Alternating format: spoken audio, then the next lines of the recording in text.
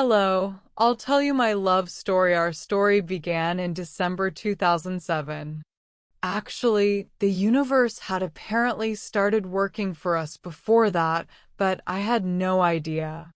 It had become a regular annual event to have dinner with our salsa group every December.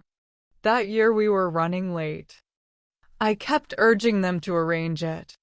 We finally got it organized at my dear friend's home as usual. I was the last one to arrive. When I entered the house, I noticed another foreigner sitting next to our Belgian friend Dirk at the end of the long dinner table. Great, I thought. Another blue-eyed foreigner. I couldn't speak English very well. Not being able to speak a foreign language had been one of my only challenges.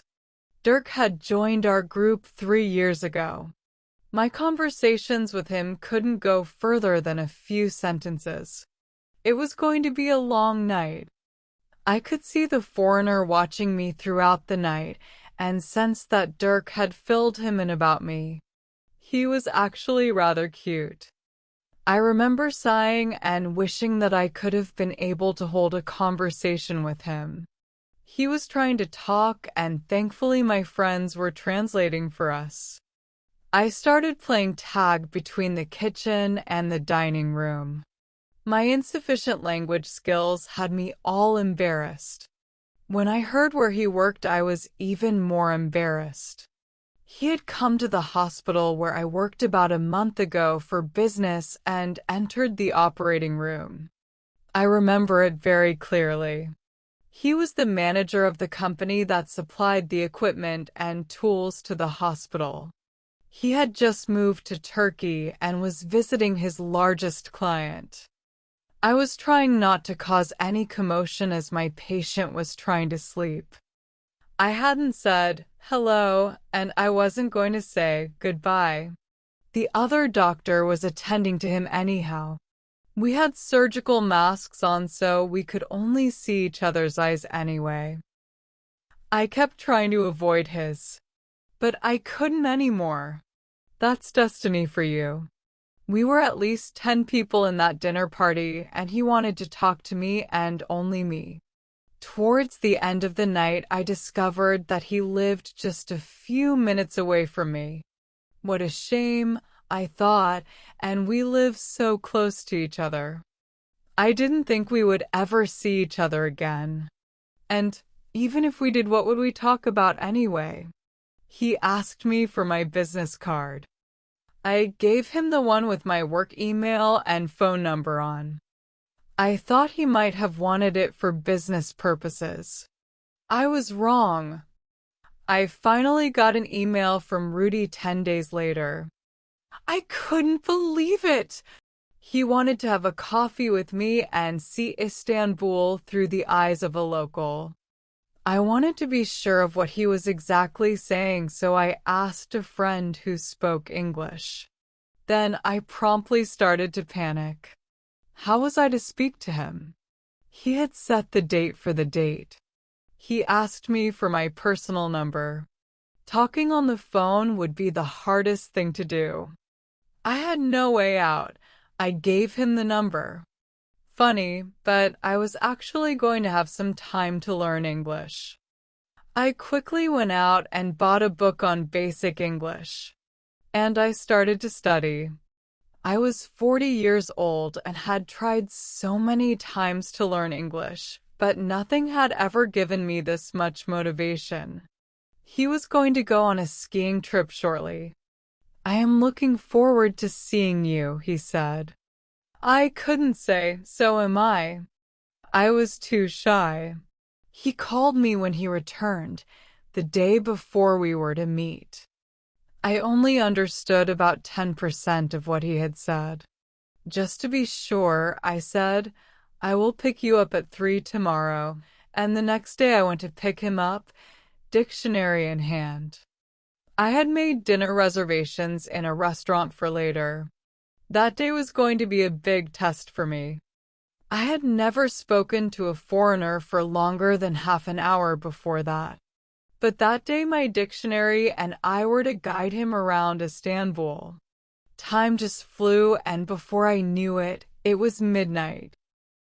I thought at one point he had said that he wanted to cook for me the next day, but I couldn't be sure.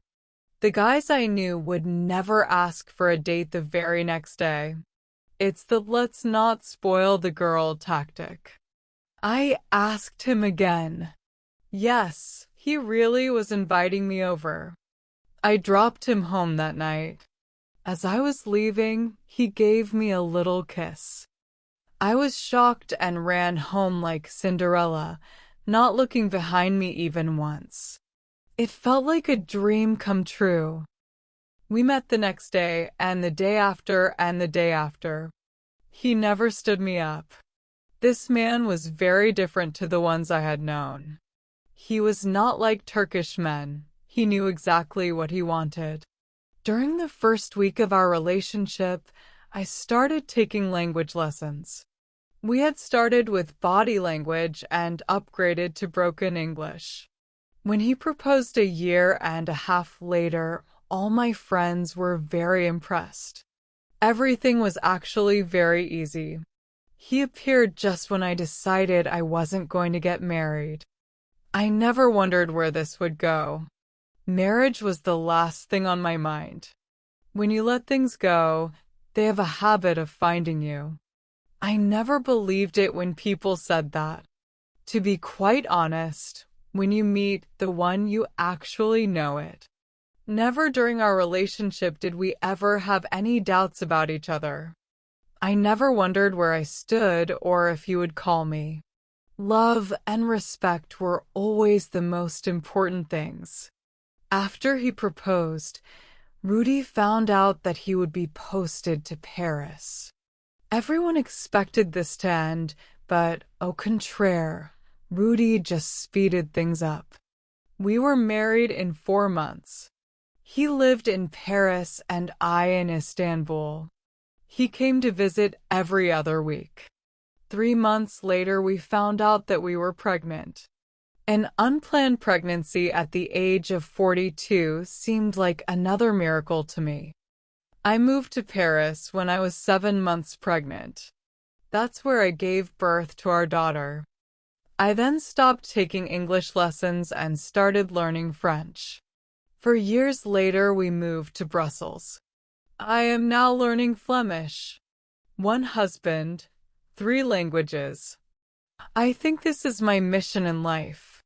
What advice do you have for anyone who is looking for love? My advice to those looking for love: love yourself first. Then write down on paper what kind of man you wish to have. Be very detailed, then forget about ever writing it. He will come to you. What advice do you have for couples going through a hard time? In a relationship, if you cannot solve a problem, you must accept it. It is futile to try to change it. There will be times that you get mad at each other. Instead of talking in the heat of the moment, wait a while to cool off. After a while, you will see that you are not that mad really. I guess it is an advantage to not speak the same language sometimes. You are not able to express exactly what you are thinking. Don't ever let the children come between you. You are what you need to work on. Learn to listen. Be tolerant. I think these are the secrets to a good marriage. The toughest time for me was giving birth in a foreign country. I really felt the absence of my friends and family. My husband was the only person who was there for me. He was always there for me.